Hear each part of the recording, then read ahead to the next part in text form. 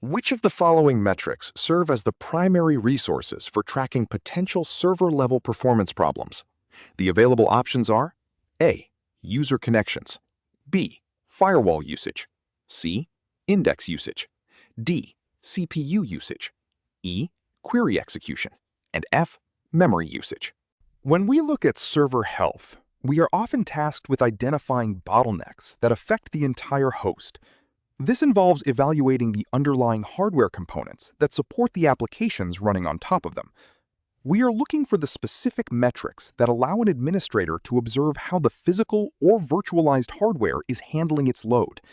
The goal is to isolate indicators that directly reflect resource availability and consumption at the machine level. In my view, the correct answers are D, CPU usage, and F, memory usage. These are the fundamental hardware resources monitored on any server to detect bottlenecks, resource exhaustion, or general performance degradation.